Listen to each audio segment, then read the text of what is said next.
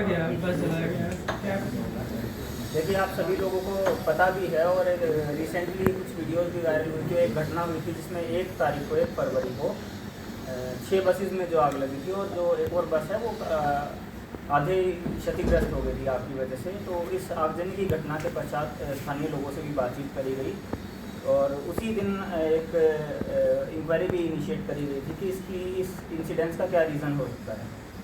Next day ही दोपहर के time पर इसमें इन्वेस्टिगेशन चल ही रहा था कि नेक्स्ट डे भी एक ऐसी घटना हुई जिसके आधार पर इस केस का खुलासा हुआ है।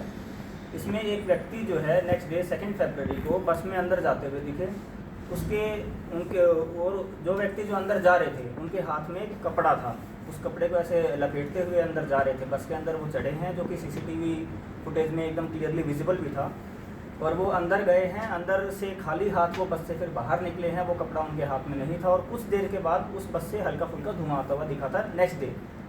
उसके बाद स्थानीय लोगों के द्वारा भी तुरंत ही पुलिस को सूचना दी गई, खादगड़ा टीओपी को भी सूचना दी गई, लोअर बाजार को भी सूचना दी गई कि ऐसा ऐसा एक कपड़ा जलने की इंसिडेंट्स हुई है।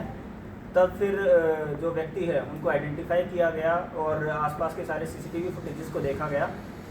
उसमें ये भी सामने आया है कि जो 1 तारीख वाली घटना है, घटना से 5 मिनट पूर्व भी यही सेम व्यक्ति 1 तारीख को भी एक बस में जाते हुए दिखे हैं, फिर वहाँ से निकलते हुए उस एरिया के आसपास से दिखे हैं। और यही एक मेन जो सस्पेक्ट हैं उस दिन के। बाकी लोगों को आइडेंटिफाई करने की कोशिश करेगी बट उनका रोल ऐसा डायरेक्ट इन्वॉल्वमेंट इसमें नहीं दिखा।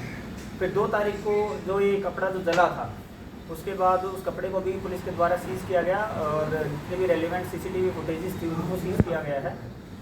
और जिस टाइम इसको पकड़ा गया था उस टाइम भी ये काफ़ी नशे की हालत में थे और संभवतः इन्होंने काफ़ी शराब या फिर डेंड्राइट का सेवन कर रखा था। और इनसे आगे पूछताछ में यही आया है कि इनको किसी मतलब ये जस्टिफाई नहीं कर पा रहे हैं कि ये कपड़ा अंदर क्यों लेके जा रहे थे, क्यों इनके पास उस टाइम पे ये सेम कपड़ा जो अंदर लेके जा रहे थे वही कपड़ा अंदर जला हुआ मिला है। और जो पब्लिक ने उसको आपको बुझाया था, आसपास के स्थानीय लोगों के द्वारा भी आपको बुझाया गया था। और आगे जो अन्य तथ्य हैं कि किसी आदमी ने इनको उकसाया हो या इन्होंने खुद से किया हो, उसके ऊपर इनसे इंटरोगेशन की गई है और जो आगे जो तथ्य सामने आए हैं उसके आधार पर आगे जांच की जा रही है। इनका नाम है अर्जुन टोक्ता, इनकी उम्र है 32 वर्ष।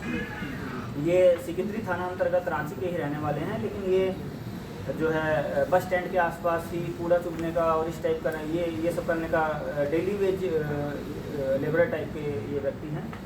और ये एक पॉसिबिलिटी है कि किसी ने इनको उकसाया या किसी ने इनको नशे की हालत में ये आग लगाने के लिए बोला हो। उस तथ्य पर अभी पुलिस जांच कर रही है और आगे जैसे भी एविडेंस सामने आते हैं उसके आधार पर आगे कार्रवाई की जाएगी। सर, वहाँ के लोगों का यह आरोप है जो आग लगी थी कि सुरक्षा का वहाँ बहुत कमी है, सुरक्षा बहुत कमी, जबकि 600-800 बस एवरीडे वहाँ से खुलते हैं।